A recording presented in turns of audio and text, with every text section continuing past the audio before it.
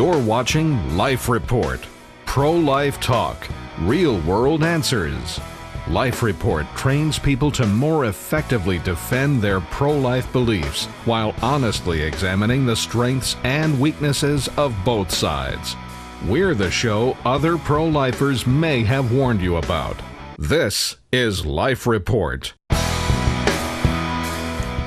Welcome to Life Report. Yay. We gotta work on that. That's all I'm gonna say, It folks. seems like it's always just not right. Listener mail. We're doing listener mail show. All right. We haven't done listener mail in a while, and we've been falling behind. We've been making fun of ourselves. I will. Yeah, I wanted the paper. Producer Grace's least favorite thing, and answer my favorite thing about Yes, the show. I'm gonna high Listener five him mail. across. Oh, I moved out of frame. Number one. Technically, this is from New Lono. Technically, abortion, the word, abortion Gotcha. is the termination of a pregnancy following, accompanied by, or closely followed by the death of the embryo or fetus. Because A, this can apply to miscarriages, and B, is the killing of the child, not the ending of the pregnancy, that we oppose, do you think it would behoove us to use a different word? Any thoughts? Huh. I do. That's an interesting approach. Is he meaning that instead of talking about legal abortion, where an abortionist goes in and causes Right. the death of a child, we should use a different word? I think it's saying because, I mean, this is that philosophy of language thing. You know, when we say words, and they can mean different things to different people. Right. So sometimes we want to be careful that words that we choose to use, because if they've got 2 or 3 meanings, we might not be communicating clearly. They might not be understanding what we're trying to say. So I think it's saying, well, abortion can mean a miscarriage. So should we maybe use a different word? Well, what you're looking at, I mean, there's 2 different types of meaning to words. There's the now I'm going to say it wrong, the denotative meaning, which is like the definition, the dictionary meaning, which is what he's looking up. And I'm not sure what dictionary he looked up in, because most often the connotation, which is the second type of meaning, Right. which is what people apply to Correct. different words and Right. how it's perceived, the connotation of abortion is separate from the term miscarriage or spontaneous abortion, Right. which you hear often. And so the meaning, I think, is very clear in the words that we use. Yeah. And I think to get more picky about it or to try to change it is going to confuse more people. Well, and I think if anything, that would almost lead to a separate task we're trying to do, is try to redefine the movement or the act of abortion. Right. And I mean, to put it bluntly, I think that would be almost a waste of time trying to achieve that, because as you said, everyone perceives the word abortion as To mean, to mean Yeah. a procedure to end that abortion, not yes. High five. 2 Because you high basically fives? just said exactly what I was going to say. I was going to say, look, I think everybody knows what we mean when we say abortion. Right. So I don't think it makes sense to change but everything now. what would we change it to? Because one, if we start talking about miscarriages of abortions, you're going to have a lot of offended women out there, and you're also going to have a lot of confusion Right, as to what really happened. I mean, so obviously he's saying we want to keep that separate. Obviously, we don't ever want people to think we're Right. talking about we're against miscarriages. That But- would be stupid. But I think he's saying like change it to something that has nothing to do with miscarriage, or could it be possibly construed. I just don't think Okay. people are having that problem Well, figuring out what we're I talking mean, about. I can so. appreciate, that his question, or not question, but really his point being that word as defined properly, and again, we don't know what What dictionary he dictionary. used, Right. that is not the correct definition for that.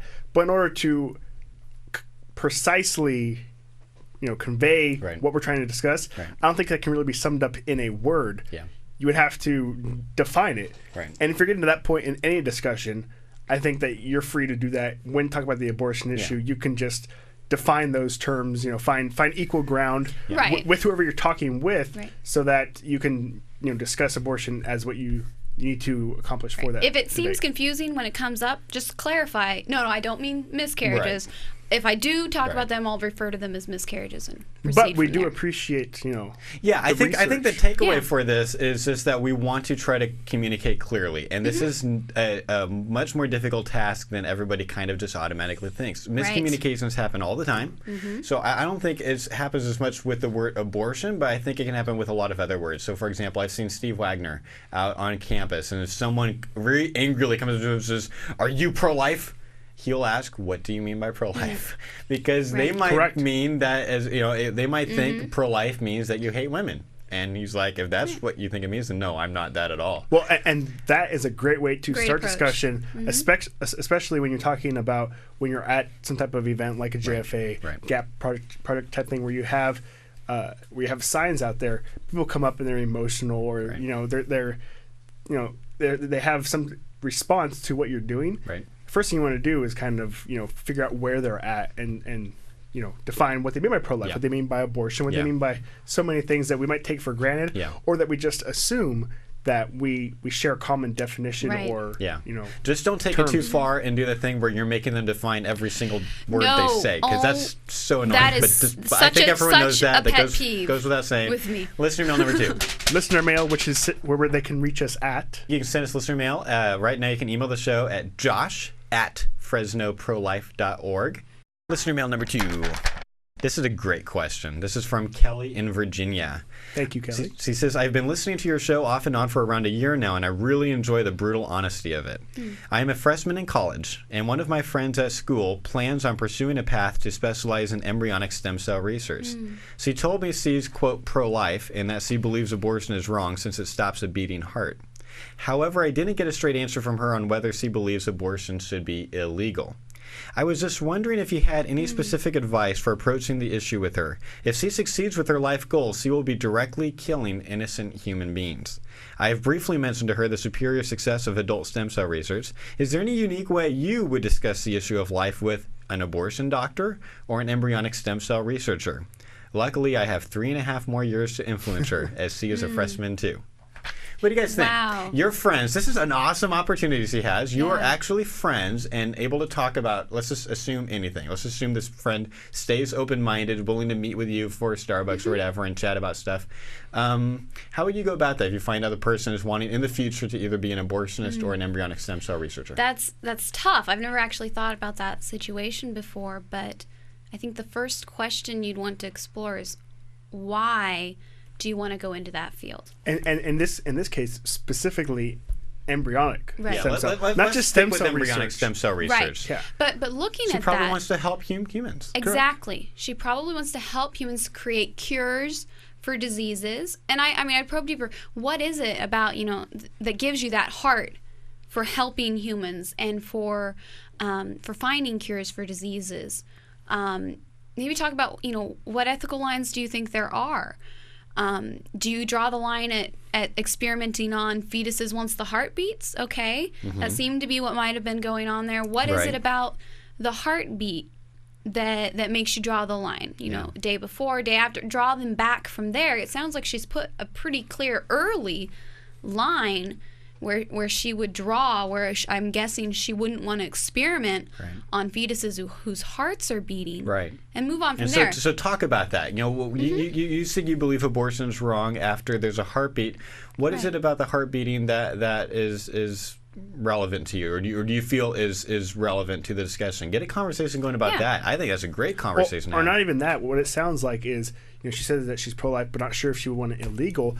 It also kind of sounds like she's kind of one of those kind of personally pro-life type people that just thinks that Yeah. I think it's wrong, but I don't want to impose that on someone else. Right.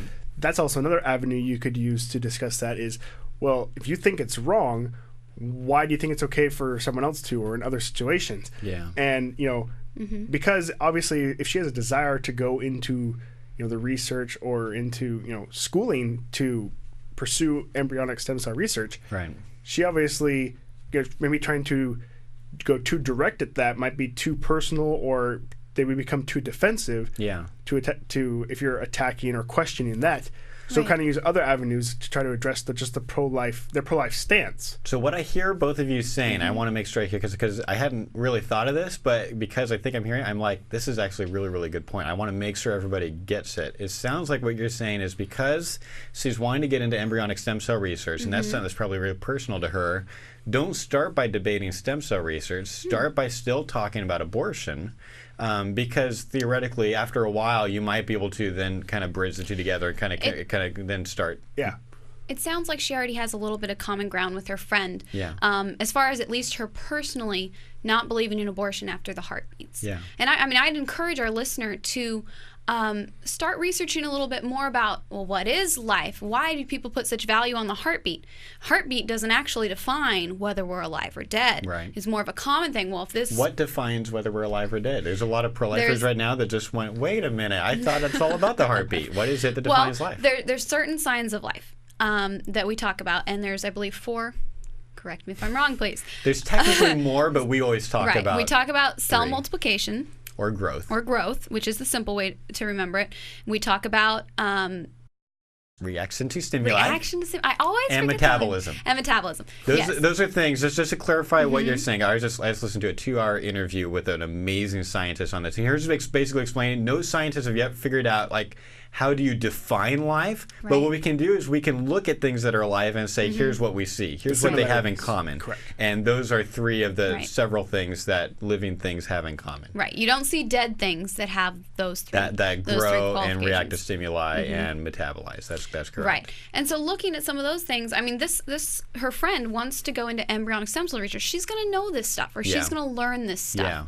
And so if you, as the listener, do some of the research, look a little more in depth at what it is about life at different stages, learn those things so that you can converse more on her level. And as your friend goes through and starts to learn more about stem cell research and about what it really is and how remarkable life is at that stage and how complex, those things will come into play. Well, and I think for someone to want to do embryonic stem cell research, that define, I think they must have a reason or either something personal or some type of emotional. Maybe they had, and this isn't necessarily for this particular situation, this sort of hypothetical, they might have a situation where, they know someone that was died, or, that this could have been something that affected someone they knew. Yeah.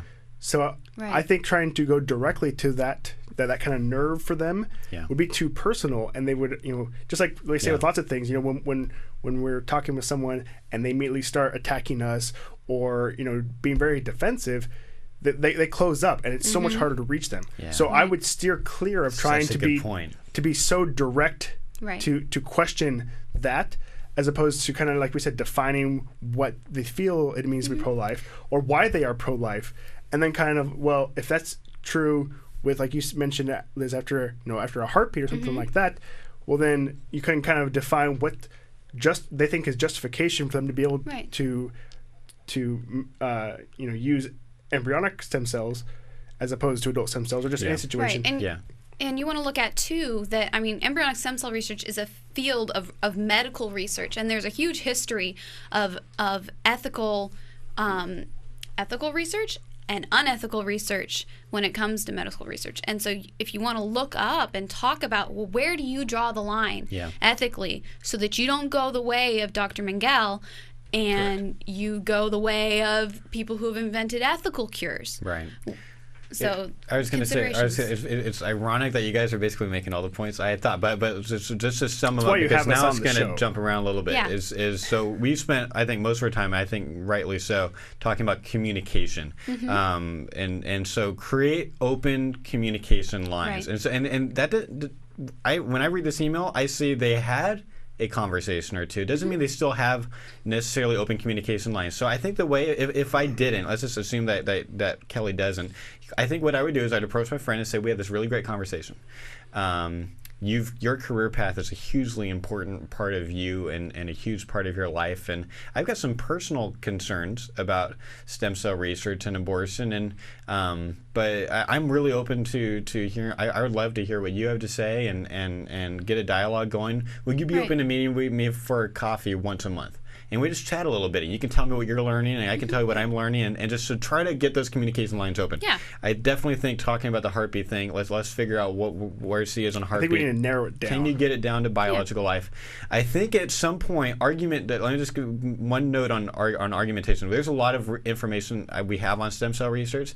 You can go to stemcellanswers.org, and there's a bunch of information from me on stem cell research. There's certainly a lot of other great stuff. If you go to Family Research Council, They've got a lot of wonderful information on stem cell research. David Prentice is one of the top pro-life experts in the country on this. So whenever I get stumped, I'm calling him, being like, "Hey, David," and he's like, "Hey, Josh," and here's the answer. You know, and he always has the answer.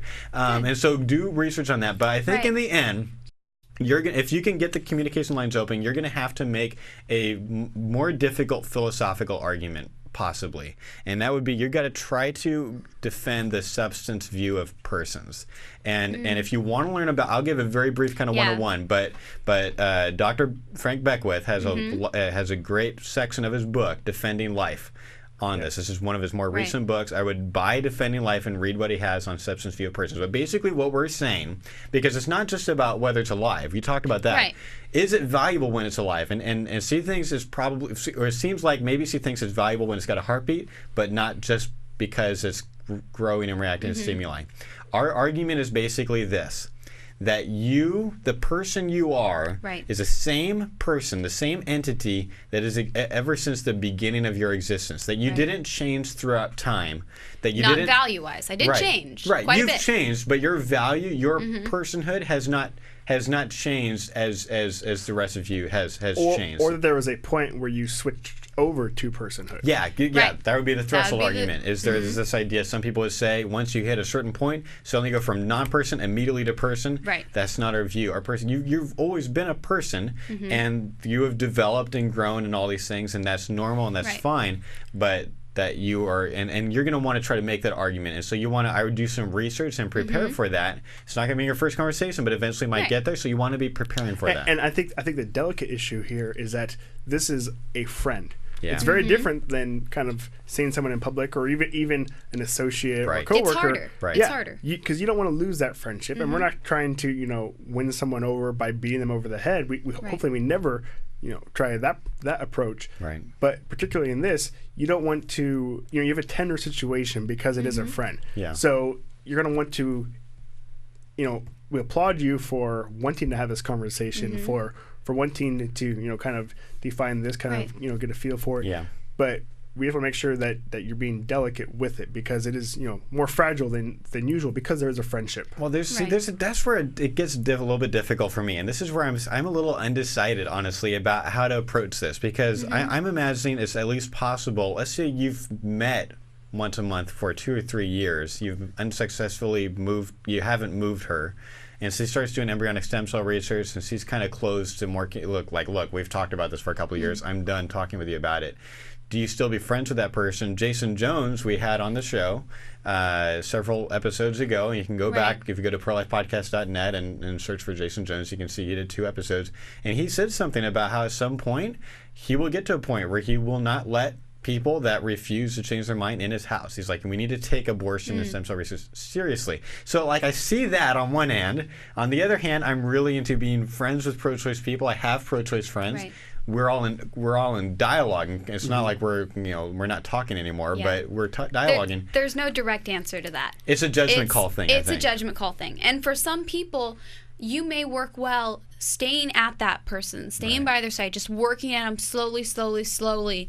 Whether or not you get somewhere, you may have some influence over them. For some people, there might be a point, if that's the type of relationship that you have, where a cutoff is beneficial. And you can't make that call for another individual. It depends on your style, the other person's style, what you both are doing with your life, how radical your views are. I mean, there's so many variables that are involved to just say that one's right or the other. No, I think in the same way, we're all believers, and it's not that you're not going to be friend. You would avoid non-believers. Right. In the same way, we're not going to avoid pro-choicers. Right.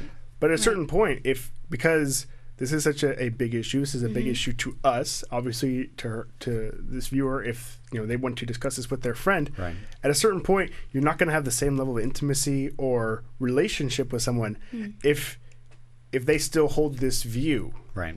And especially if you have pursued, trying to dialogue with them, discuss with them, try to get a feel of it. If they are still refusing to, I think it would be fairly natural, but also kind of a deliberate thing to kind of be like, hey, I'm pro-life, and this is a big issue to me. And I think it would almost feel somewhat natural, but also I think that you would kind of find yourself not wanting to be as close or even friendly over time if they are continuing to shut themselves down or kind of refuse the facts or the realization that it is ending life. Yeah, I think this is an important subject, so I want to go ahead and just, instead of going to the third piece of listener mail, I want to kind of finish and expand on this a little bit. So Kyle, if there are any great questions or comments, go ahead and send them to Andrew's iPad because we might have time for one or two. But just as that's happening, because I want to just dialogue about this just a little bit more. So it seems like I imagine some people might immediately, because I've never said anything like this. I've literally been thinking about it in my head for the last week since I had to rewatch the Jason Jones episode while we were doing editing. I saw him say that, and it's like this is a little bit of a struggle for me because it's not that I just have pro-choice friends. I love that I have pro-choice friends. I really like the people that are in my life. Ronnie and Jessica and Kira. These are people that I really I enjoy these people. I'm glad to be friends with them. And we're openly dialoguing. Yes, you're openly dialoguing. Yes, and it's not been shut down. There's a give and take there. So if you're still conversing, but if you were having a conversation, and this is just one theoretical circumstance, say you've been conversing with Joe for years and years. Joe has gone on and become, let's say he works in a clinic, maybe not an abortionist, but he works in an abortion clinic, and you talked about it, you've gone through every argument, and at some point he just stops openly dialoguing or honestly dialoguing. Right. And at some point you may play the card, look, Joe, I cannot support what you're doing. Right. And if you continue to work in here, I cannot keep meeting you for coffee on these days. Right. That might be something that works with your relationship between you and Joe. It might be something that it might even end the friendship.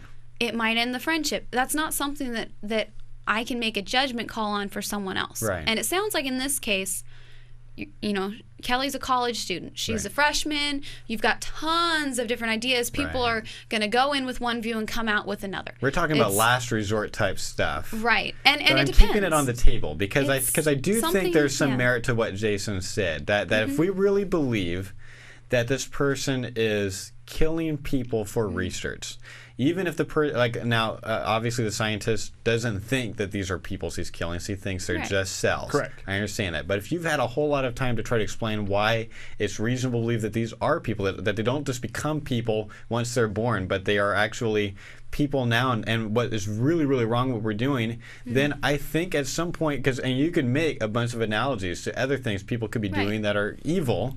Well, that that's where you would at some point say, I'm sorry, I just can't be friends with you until you change. If you change, please come back to me and tell me all about it, but I just can't. There's at some point you draw a line. I think that's just being it's kind of just, kind of being like tough love is that you're basically saying this is such a big issue to me. Right. I'm so passionate about this. Right.